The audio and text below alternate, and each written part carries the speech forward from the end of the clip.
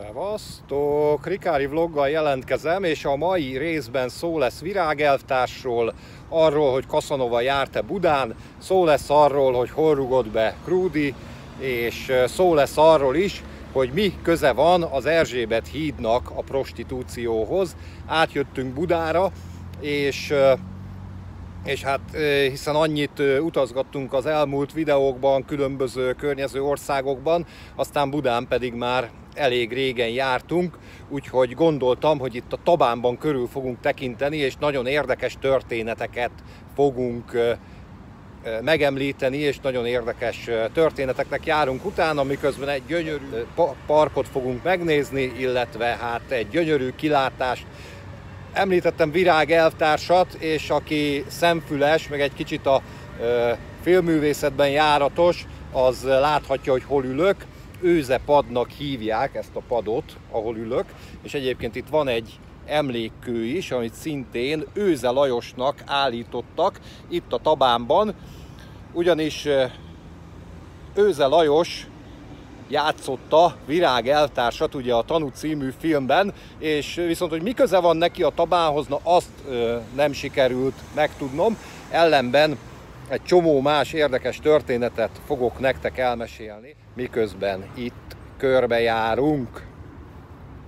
Mögöttem látjátok a Budai várat, de mindjárt megyünk arra, úgyhogy azt is meg fogjátok tudni nézni. Hát itt a Hegyalja út oldalában ezt a modern létesítményt, ezt annyira nem tartom említésre méltónak, viszont a vele szemben lévő nagyon fontos, de szintén kevésbé érdekes létesítményt, a zöld villamost, azt azért megemlítem. Ugye régen nagyon díszes zöld villamosnak hívták ugye ezeket a budikat, amik a város szerte voltak, és hát ennek a modern verziója található itt, ki is kellett próbálnom, mert hát a nyári nagy folyadék bevitel mellett szükségessé vált, amit nem izzadtam ki, annak a kiürítése. Hát csak érmével működik, nem az a fajta, ami kitakarítja önmagát, ellenben szép tiszta volt, úgyhogy érte kifizetni a 250 forintot, legalább nem kell összeszorított ágyékkal felvennem ezt a videót. Ugye a Tabánban járunk, minden helynek, minden falunak, városnak a története úgy szokott kezdődni, hogy már az őskorban is lakott volt, hiszen itt tőlünk jobbra található ma az Erzsébet híd, ami viszont tényleg az ősidők óta egy fontos átkelőhely volt, akkoriban még ugye Buda és Pest között, vagyis hát az ország két fele között, illetve amikor még nem is létezett az ország, ugye az őskorban, illetve később az ókorban, akkor is fontos átkelőhely volt, révátkelőhely, nagyjából az Erzsébet híd melletti területen,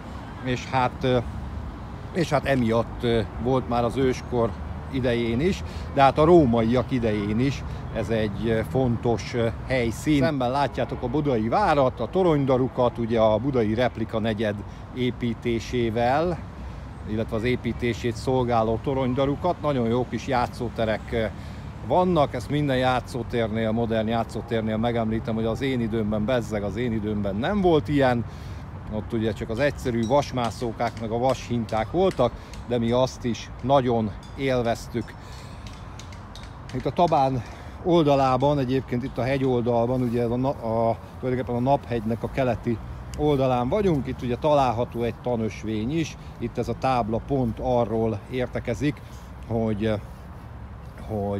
a holdfák milyen fontosak a természet számára, ezt most azért nem olvasnám fel, aki akarja, állítsa meg a videót, vagy olvasson utána máshol, ez a videó most nem arról szól, az nem derül ki a tábláról, hogy ez milyen fa volt valaha.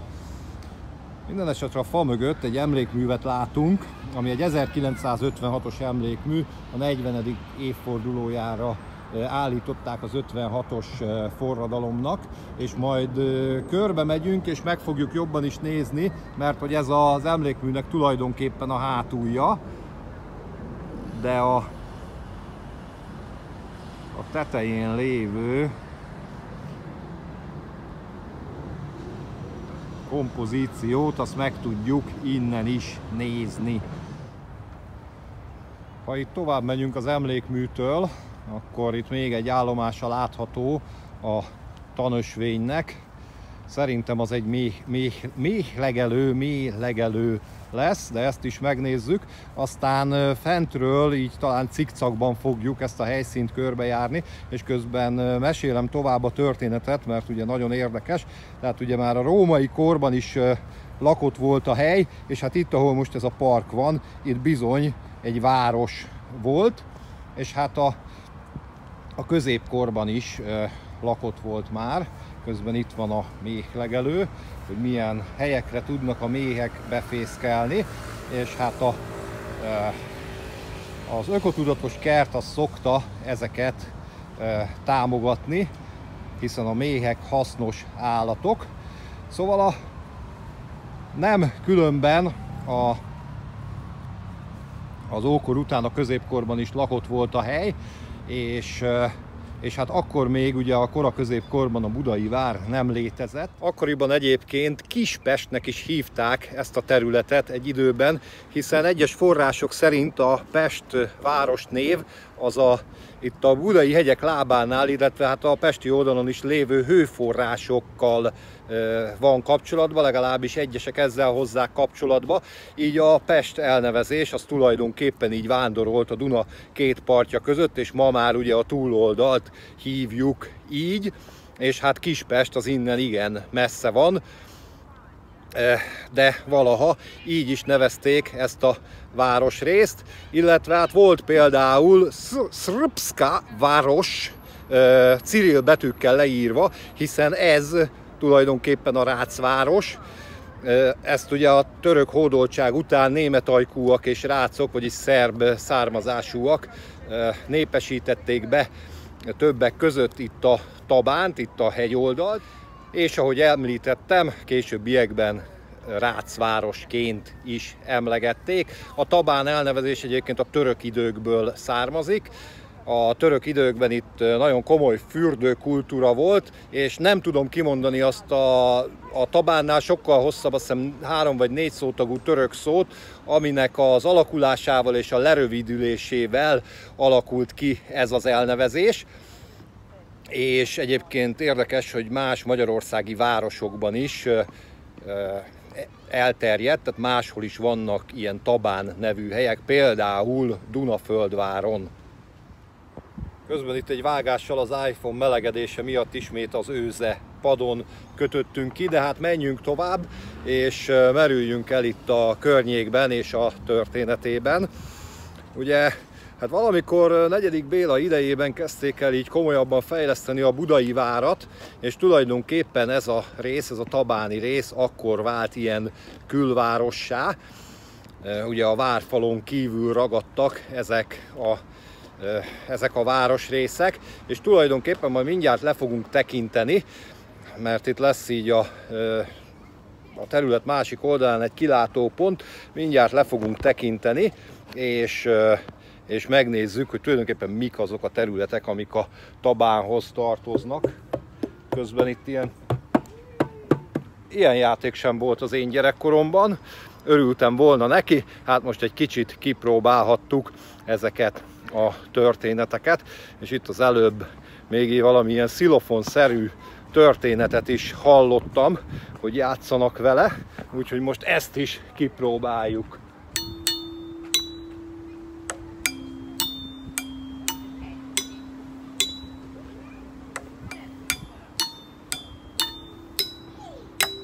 Tehát el tudjuk játszani a boci-boci tarkát. Még egyet itt, hát most nem próbáljuk ki. Szóval ilyen jó kis játékok vannak itt, és mindjárt le fogunk tekinteni egy kilátópontról. Na, ezt a hangot szerettem volna előidézni, de a kisrác megelőzött, ami engem nem zavar, így is hallhatjátok. Nagyon jó kis játékok vannak itt, ha gondoljátok, és tehetitek, és a közelben vagytok, a fővárosban laktok, akkor ide ki lehet jönni egy jót játszani, mondjuk egy hétvégén, nem egy zsúfolt hely, kivéve akkor, amikor én szoktam itt járni.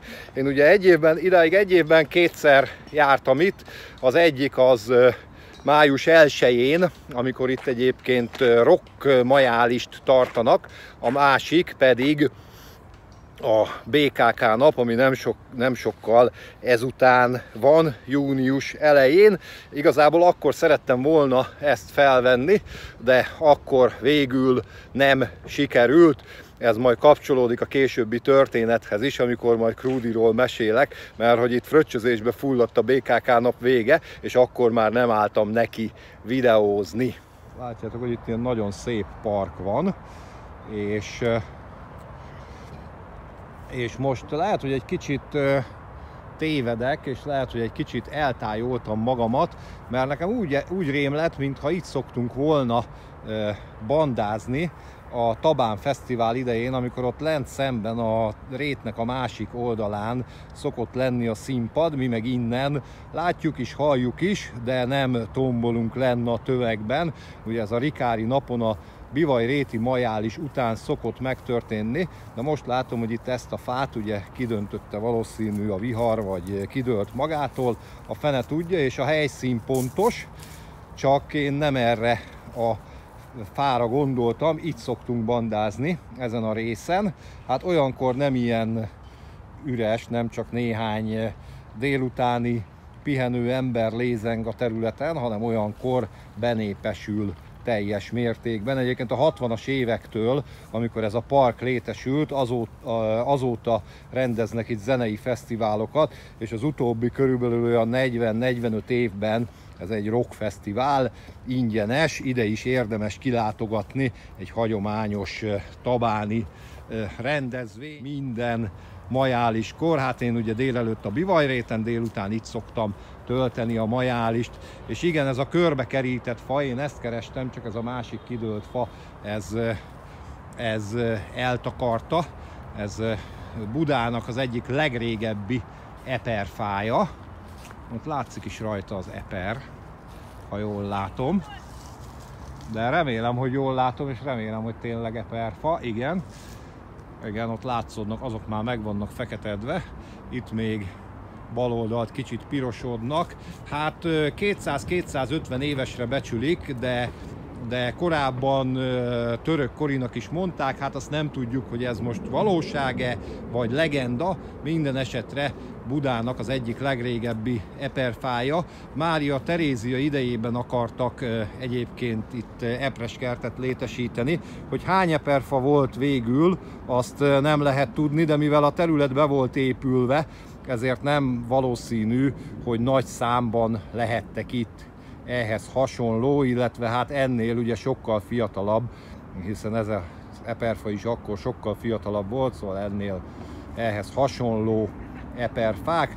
Ugye itt körülötte egy kis méhlegelő található, egyébként a park nagyon szépen gondozott, és hát a túloldalán pedig a tabáni tanösvénynek a tábláján gondolom, hogy megemlékeznek arról, hogy mégis mit látunk itt. Egy régi fénykép is található, egyébként nagyon sok régi kép lelhető fel a Tabánról. Török szedernek mondja ezt az eperfát, itt ez a főkertes tábla. Ezek szerint, hát ha a főkert írta ki, akkor minden bizonnyal ez török szeder. Hát ilyen részletességgel ezt én nem tudtam volna megmondani, de hát most már ezt is tudjuk. Itt közben itt a lépcsőkön fel fogunk menni, és megkeressük azt a kilátópontot, ahol a városra nagyon szép kilátás fog tárulni. Hát most nem olyan jó a kilátás, mint amikor itt szoktunk május 1-én fesztiválozni. Ugye a budai vár innen nem is látható, de hát egy korábbi snitben már láttuk. Itt a fák lombjai kitakarják, de azért innen egy picit rá tudunk tekinteni hát tulajdonképpen a Tabán déli részére, vagyis a Duna menti részére, és tulajdonképpen az Erzsébet hídra.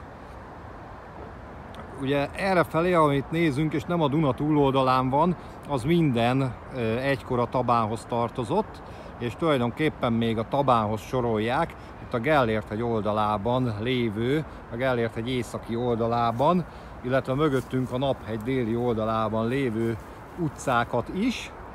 Most, ha itt ráközelítek, itt van egy nagyon érdekes, ilyen kastélyszerű, egyébként, ha jól tudom, akkor lakóház van benne. Ezt szoktuk figyelgetni zenehallgatás közben május 1-én, és hátul pedig a Citadellán még mindig folyik évek óta az építkezés, hát remélhetőleg egyszer majd látogathatóvá válik. Közben itt egy ilyen kis emlékkőre eltünk, amely a Rotary Klubnak az emlékköve. Azt mondja, a Rotary International alapításának 90. és a Magyar Rotary megalakulásának 70. évfordulójára állították, és akkor most egy kicsit folytatjuk itt a körbetekintést, így északról. Látható, hogy itt már a beépült területek találhatók, és elmerülünk egy kicsit még a történetben. Ugye, mint mondtam, nagyon sok régi fénykép lelhető föl, többek között a Fortepanon, vagy igyekszem nektek bevágni közüle, hiszen amikor ez a tabáni rész ugye Buda külvárosává, vagy később ugye Budapesthez tartozott már, ugye, amikor Pest, Buda és Óbuda 1873-ban egyesült, szóval amikor ez Buda külvárosává vált, akkor itt egy nagyon sűrűn beépített ilyen kis földszintes vályokházak, meg maximum egyemeletes házak voltak. Tulajdonképpen egy időben nyomornegyednek is tartották, de azért olyan igazi nyomornegyed az nem volt itt. Minden esetre az biztos, hogy a 20. századra már korszerűtlenné vált ez a negyed, és hát azért is döntöttek a lebontása felől. És hát az a 30-as években meg is történt ez a lebontás, de ne szaladjunk ennyire előre, egy nagyon hangulatos kis városrész volt ez, és bizony egy időben a bohém életnek a megtestesítője. Hát itt voltak tulajdonképpen egy ilyen vigalmi negyed volt a Tabánban. Egyébként korábban például a török időkben, illetve azelőtt tímárok, bőrcserzők is voltak itt. A Tabán elnevezésnek a török eredete tulajdonképpen erre is utal, illetve később pedig a szőlőművelés itt a hegyoldalban igencsak elterjedt volt, de hát aztán jött 1880-as években a filoxéra, és ugye kipusztította a szőlőket, hát Budapest környékén, illetve Budapest területén gyakorlatilag mindenütt. Ugye Kőbányán is akkor lendült fel a söripar, amikor ugye a szőlők kipusztultak, és hát itt is ez történt, viszont mivel ez egy központi részén volt a városnak, ezért itt inkább más funkciót kapott a terület, és bizony ez lett Budapestnek az egyik vigalmi negyede. Egyébként azt mondják a rossz nyelvek, legalábbis én egy muzeológustól hallottam, hogy az Erzsébet híd építését annak idején azzal indokolták, hogy ugye Pest központjából Budára, a budai várba, ahol itt akkoriban kormányzati negyed volt, át tudjanak jönni a tisztviselők, és ne kelljen kerülni a Lánchíd felé. De a rossz nyelvek azt mondják, hogy ez tulajdonképpen a nagyobb motivációt jelentett itt a Tabánban lévő vigalmi negyed, a kocsmák és a nyilvános házak, hogy ide kerülő nélkül munka után a pesti tisztviselők át tudjanak jönni, mulatkázni. És hát ha már a mulatkázásról beszélünk, akkor ugye nagyon híres volt ugye a Tabán a kocsmáiról. Többek között itt mulatott nagyon sokat Krúdy Gyula is. A Mélypince nevű vendéglátóhely volt a kedvenc helye, legalábbis az egyik kedvenc helye, és Poldi bácsi kocsmájaként emlegeti a műveiben, ha jól emlékszem erre a megnevezésre. És ez egy érdekes hely volt, mert hogy ugye van a felszínen volt a bejárat, de 2 emelet mélyen volt maga a kocsma helyiség, és a hegy gyomrában mulatoztak az urak, és itt mulatozott Krúdy Gyula is nagyon sokat. Ugye Krúdyról tudjuk, hogy alkoholista volt, egyébként a Krúdy fröccs az a 9 deci bor és 1 deci szóda, ezért egy elég húzós italról beszélünk, de állítólag halála előtt Krúdy, aki akkoriban Óbudán lakott, halála előtt már pont fordítva itta, tehát az 1 deci bor 9 deci szódával, hogy egy kicsit úrrá legyen ezen a féktelen italozási szokásán. Úgyhogy azt, hogy itt a Tabánban Krúdy fröccsöt ivott, vagy már lazább dolgokat, ezt nem tudjuk megmondani, de amúgy, ha érdeklődtök a fröccs kultúra iránt, akkor írjátok meg, hogy ti hányféle fröccsöt ismertek. Puskázni nem ér, egy számot kérek a videó alatti leírásba. Innen ugye látjuk a Budai várat is, és elindulunk most már lefelé, és a Tabánnak 2 nevezetes terét próbáljuk meg megkeresni. Az egyiket nem tudom, hogy hol van, de valahol itt emellett, az utca mellett kell találni. Ez a kereszttér volt, ahol a régi Tabánból itt maradt kőkereszt még mindig látható, de én nekem most ezt nem néztem meg a térképen, úgyhogy ezt most itt videóban kell megkeresnem. Ugye itt már jártunk az előbb, az 56-os emlékművet mindjárt megnézzük alulról is, hiszen ott van rajta tulajdonképpen az az eleje az emlékműnek, de közben megpróbáljuk ezt a kőkeresztet is megkeresni. Valahol itt kellene lenni, ugye itt a kis házak között bújt meg annak idején a kereszttér, ami ennek a városrésznek egy központi tere volt, és néhány ilyen fontos tér egyébként megtalálható volt itt a Tabánban. Például a Fehérsas tér, ugyanemellett az utca mellett, csak kicsit lejjebb, ott egy kőoszlop állt, és azról azt mindenki, a tabániak meg a budaiak pellengérnek hívta, de valójában az a kőoszlop az sosem volt pellengér, az tulajdonképpen egy világítás szolgáló kőoszlop volt. Közben itt megtaláljuk a keresztteret. Ha találok róla korabeli képeket, akkor majd bevágom, hogy nézett ki ez annak idején. Szóval a kicsit lejjebb lévő Fehérsas téren álló kőoszlop az egy olajlámpást tartott, nem pedig pellengér volt, de hát a legenda az pellengérként emlegeti. Egyébként nagyon sok legenda van a Tabánnal kapcsolatban, például azt tartja a legenda, most már sokatszor mondom ki, hogy legenda, hogy Casanova is járt a Tabánban, és arra már nem emlékszem, hogy kinek a szeretőjét, vagyis kinek a feleségét szerette el, de hát igencsak megharagudtak rá, és elverték, és menekülnie kellett Budáról. Amúgy az kiderült, hogy ez tényleg csak legenda, és valójában Casanova soha nem járt Budán.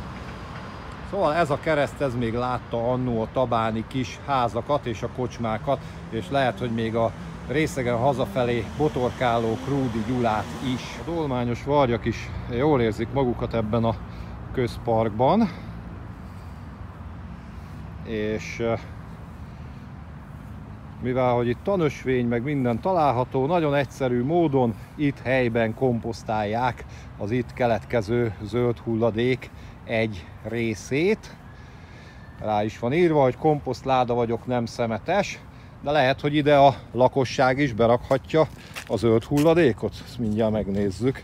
Igen, látjátok, ott van benne a tojáshéj, meg a mindenféle virágok, úgyhogy ezek szerint ez egy ilyen közösségi komposztáló itt a budai hegyoldalban. És lefelé haladunk itt a hegyoldalon, ugye a Krisztina körút áthalad a Tabánnak a tulajdonképpeni úgymond lenti részén.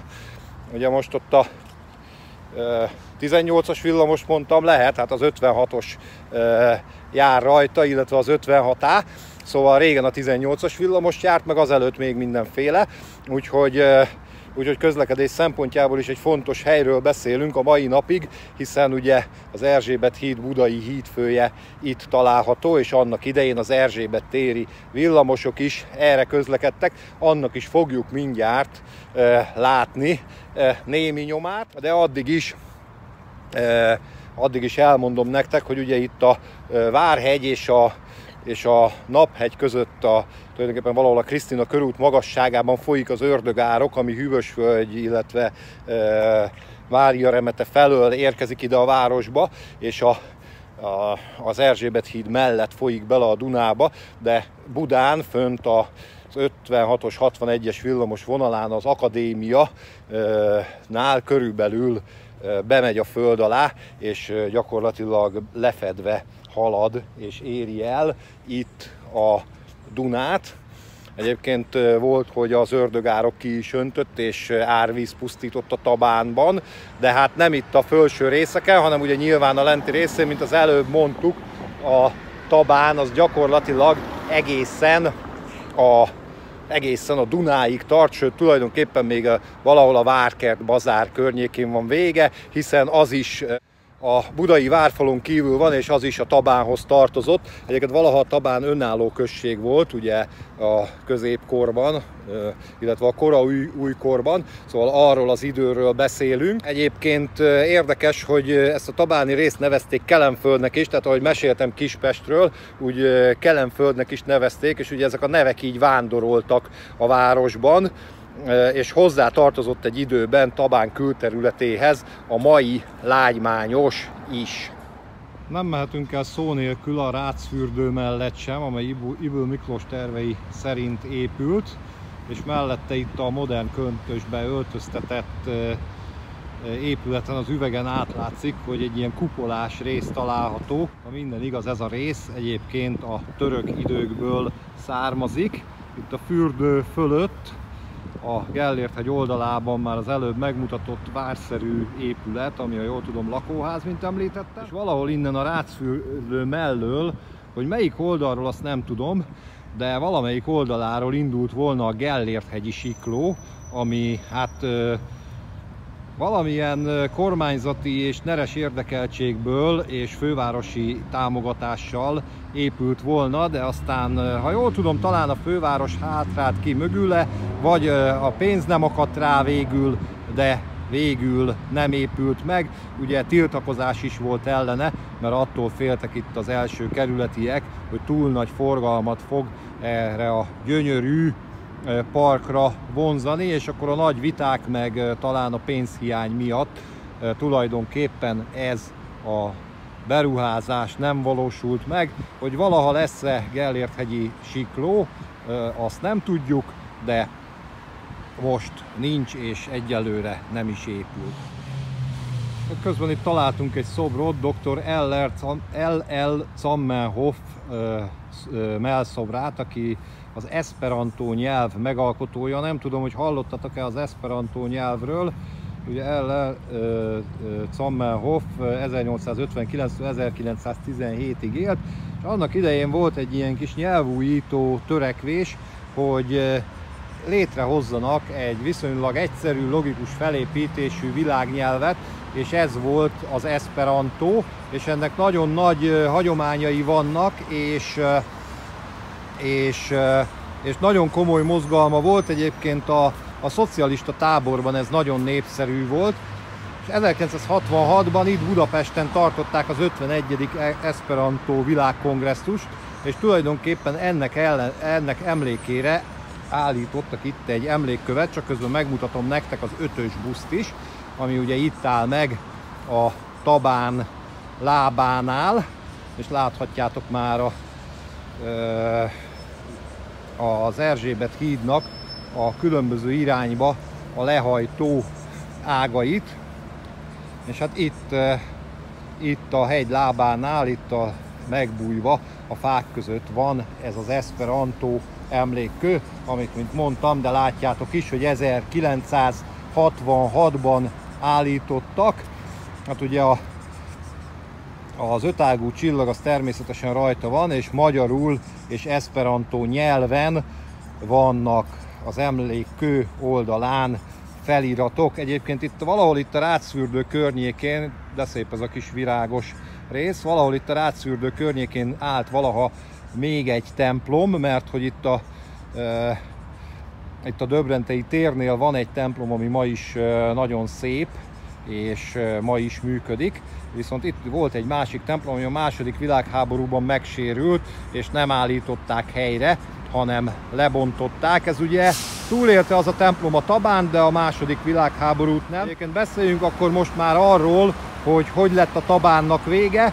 Ugye, mivel hogy korszerűtlen házakból állt, ezért a 30-as évekre a lebontása mellett döntöttek, és egy új korszerű városnegyedet szerettek volna itt emelni. Hát ebből gyakorlatilag csak a bontás valósult meg, de ezt annyira talán nem is bánhatjuk, hiszen nagyon szép közpark lett itt a helyén. Egyébként ez a közpark, ez az 1960-as években létesült, és egy nagyon jó gondozott park volt, aztán a rendszerváltással nagyon lepukkant, itt tulajdonképpen ilyen csöves tanyák, meg ilyenek voltak, de mára ismét egy nagyon szép, gondozott parkká vált, és egyébként azt is el kell mondani, felvesszük a hídról lehajtó autóbuszt és az 56A villamost, közben azt is el kell mondani, hogy sokan, például Tersánszky Józsi Jenő, vagy például Szerb Antal kiálltak amellett, hogy a Tabán ne legyen lebontva,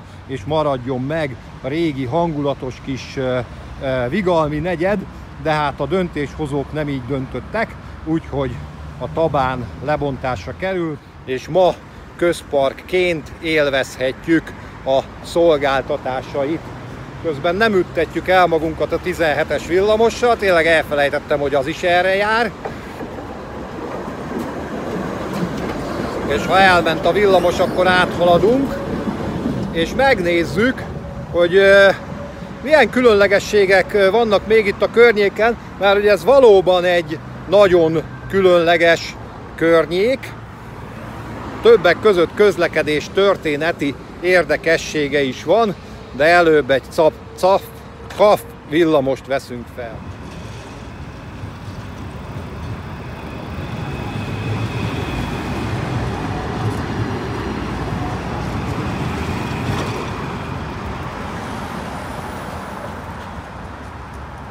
Közben itt ugye a járdán vezetett bicikliút miatt kell itt a biciklisekkel egymást kerülgetni. Valaha egyébként ez a villamos vágány, ami itt bekanyarodik, valaha itt váltók voltak, és ugye két vágány egyenesen haladt tovább, és itt a híd alatt azon a zöld, ugye füves lejtőn haladt föl a villamos tulajdonképpen az Erzsébet hídra, és arról a hídról lefele Dél-Buda felé is lehetett kanyarodni, tehát tulajdonképpen egy kétvágányú delta vágány volt megtalálható itt. Akkoriban a 19-es villamos például a kelenföldi pályaudvar és a keleti pályaudvar között közlekedett, de volt itt közvetlen viszonylat például Szépilonáról, az Erzsébet hídon át és a Rákóczi út Tököli úton át az Állatkertig is. Ha bejövünk ide a híd alá, akkor láthatjuk, ahol annó a villamos felhajtott a hídról, vagy hát visszafelénk jövet lehajtott a hídról. Itt volt tulajdonképpen a villamos vágány, ketté ágazott, és ugye észak felé az akkor korábban Széll-Kálmán térnek, majd Moszkva térnek, majd ma ugye újra Széll-Kálmán térnek nevezett tér felé haladhatott tovább a Krisztina körúton, de jobbra is kanyarodhatott itt ezen az íven, és ugye Kelenföld felé is vehette az irányt, és tulajdonképpen ennek a maradványai még a mai napig láthatók itt, hiszen ezek a vasak, nem a falban, de a betonban, a vasak a híd alatt, ezek valaha a villamos felső vezetékét tartották itt a hídon, és ugye két sor található belőlük, mert hogy ugye kétvágányú volt ez a történet, ugye a hídról mind a két irányba lehetett közlekedni.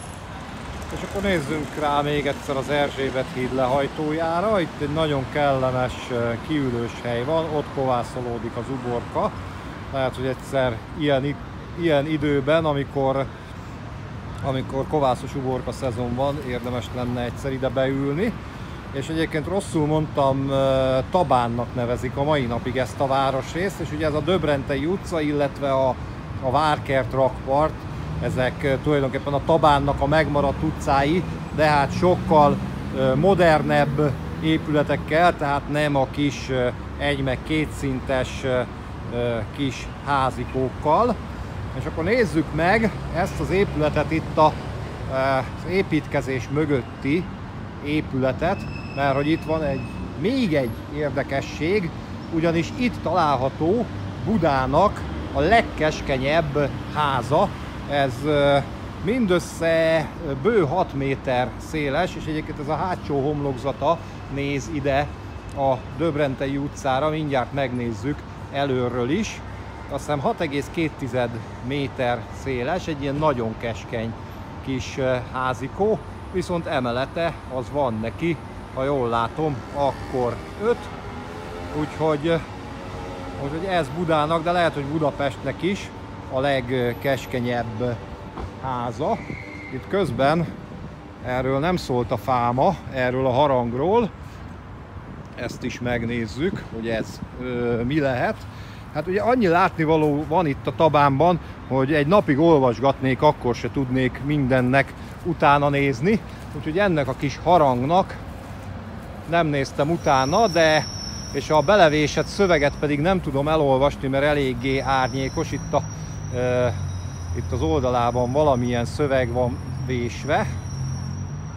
Hát erről az oldalról olvasható a szöveg, a bal valamennyire, a bal oldalon cirill betűkkel, itt pedig magyarul. 14-ben állították, 2014-ben ezt az emlékművet, ugyanis az általam említett templom az a Szent Demeter templom volt, amit ugye itt a Rácfürdő közelében lebontottak, és az bizony egy szerb ortodox székesegyház volt.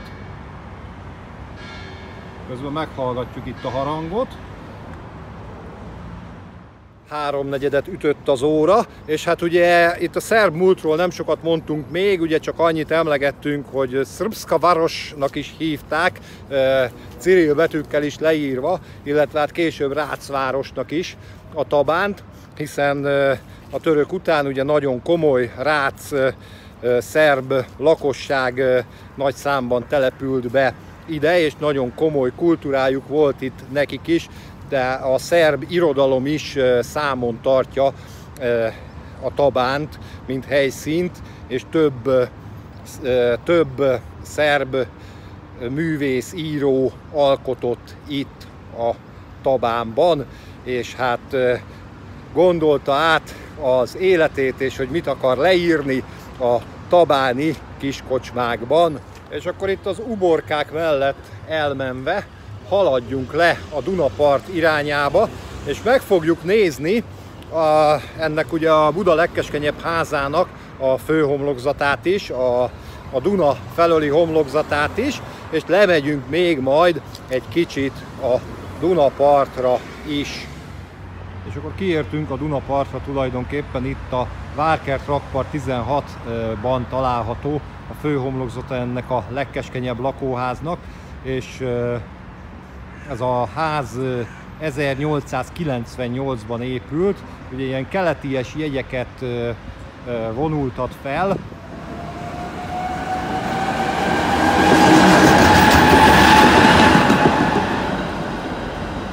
Az emléktábla tanúsága szerint, a falon lévő emléktábla tanúsága szerint historizáló neogót stílusú az épület, és Mandl Manó és Mandl Ármin tervei alapján épült. Egyébként itt volt valaha Budapest legviccesebb kerékpárútja, ugye itt még ma is a járdára van felfestve a kerékpárút, de annak idején a 90-es években ez úgy történt meg, hogy ez a folytonos sárga vonal megvolt, és a két oldalára volt felfestve, hogy melyik oldal a kerékpárút, melyik oldal a gyalogút, és Ha elindultál a kerékpárúton, akkor a gyalogúton mentél ki, amennyiben nem lépted át a záróvonalat, úgyhogy egy kicsit elbaszták ezt a festést, ma már tudtommal nem így van. Minden esetre itt át tudunk nézni, ugye a pesti oldalra láthatjuk messziről a Lánchidat, és rátekintünk az Erzsébet hídra is, és hát szerettem volna nektek megmutatni az Ördögárok, ahol belefolyik a Dunába, de most itt nem tudom, hogy hol lehet átmenni ugye az alsó rakpartnak a túloldalára, úgyhogy valahogy oda át kell jutni, hát ha sikerül, akkor még azt is megmutatom nektek. És akkor ahogy ígértem, itt a Döbrentei tér alatt az Ördögároknak a kifolyója, ami több kilométeren át ugye a város alatt halad lábához, és ez is érdekes történelmi eseményeknek a tanúsága. Háborúk idején volt, hogy ezen keresztül menekültek a várból, és tulajdonképpen itt zárásként itt a Tátra villamos mögött rátekintünk még a Gellért hegy oldalára, ugye a felállványozott szabadságszoborra, a Gellért szoborra, és szemben a sok villára, aminek most időközben, amíg lehűtötte magát az iPhone, addig megnéztem a nevét, ugye ez a várszerű építmény, és hát itt pedig az alsó rakpart látható, óriási gépkocsi forgalommal, és érdekesség, hogy ugye látjátok, hogy gyalogosan az életem veszélyeztetése árán tudtam ide a partra lejönni, hiszen óriási a gépkocsi forgalom, és semmilyen gyalogos infrastruktúra nincs, annak ellenére sem, hogy ott kicsit odébb ugye parkolók vannak, nem tudom, hogy akik ott parkolnak, azok is hozzám hasonlóan közlekednek-e a város felé, de mivel állnak ott autók, ezért minden bizonnyal csak így tudnak ők is eltávozni az autójukról, illetve megközelíteni azt.